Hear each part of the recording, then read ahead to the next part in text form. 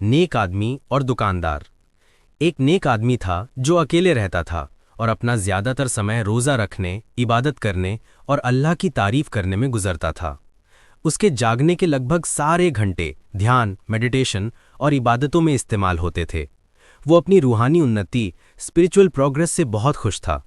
उसके मन में कोई बुरा ख्याल नहीं आता था और उसके दिल में कोई बुरी आजमाइश, ईविल टेम्पटेशंस दाखिल नहीं होती थी।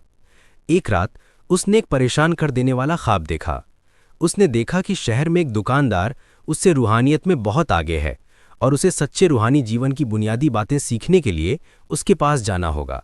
सुबह नेक आदमी उस दुकानदार की तलाश में निकल पड़ा। उसने दुकानदार को अपने ग्राहकों के साथ खुशी खुशी व्यवहार करते, माल बेचते और पैसा जमा करते हुए देखा। उसने दुकानदार को ध्यान से देखा। उसे उसके रूहानी जीवन का कोई निशान, sign of any spiritual life, बिल्कुल भी नहीं मिला।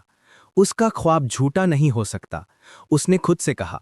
फिर उसने दुकानदार को अपनी नमाज पढ़ने के लिए गायब होते यानी डिसअपियर टू प्रे हिज सलाह हुए देखा। जब वो वापस आया तो वो फिर से पैसों के मामलों से निपटने में लग गया। दुकानदार ने नेक आदमी को एक कोने में बैठा हुआ देखा और पूछा, अस्सलाम वालेकुम, क्या आप कुछ खरीदना चाहेंगे भाई? वालेकुम अस्सलाम। ओ नहीं नहीं, नेक आदमी ने कहा, मैं कुछ खरीदना नहीं चाहता, बल्कि आपसे एक सवाल पूछना चाहता हूं। फिर उसने अपना ख्वाब सुनाया। अच्छा, ये समझाना बहुत आसान है, दुकानदार ने कहा, लेकिन आपको मेरे सवाल का जवाब देने से पहले मेरे लिए कुछ करना होगा। मैं आपके लिए कुछ भी करूंगा, नेक आदमी ने जवाब दिया। ठीक है, ये तबक लो, इसमें थोड़ा सा पारा है, मरकरी। सड़क के दूसरे छोर पर जाओ और आधे घंटे के अंदर वापस आ जाओ। अगर पारा इस तबक से गिर गया तो तुम्हें मुझसे कुछ नहीं सुनने को मिलेगा।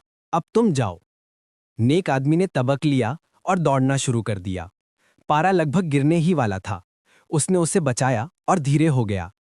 फिर उसे याद आया कि उसे आधे घंटे के अंदर वापस आना है, तो वो फिर से तेज रफ्तार से दौड़ने लगा।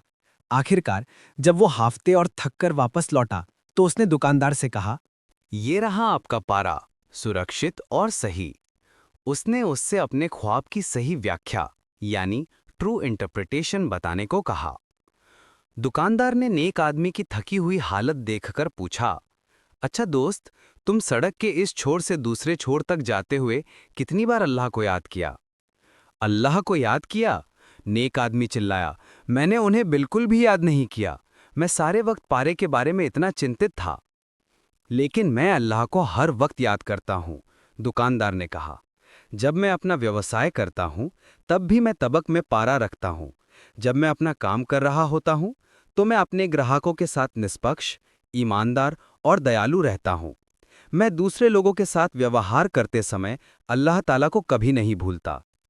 ऐसे लोग जिन्हें ना व्यापार, ट्रेड और ना ही व्यवसाय अल्लाह की याद से बाज रखता है, दिल और जुबान से नमाज अदा करने से और ज़काह देने से, वो उस दिन के हौल से डरते हैं जब दिल और आंखें उलट जाएंगे, ताकि अल्लाह उन्हें उनके बेहतरीन कर्मों के मुताबिक बदला दे और उन्हें अपने फजल से और भी ज्यादा दे।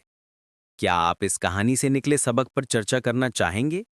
इस चैनल को सब्सक्राइब करो, लाइक, शेयर और कमेंट्स करो ताकि और वीडियोस बना सकें।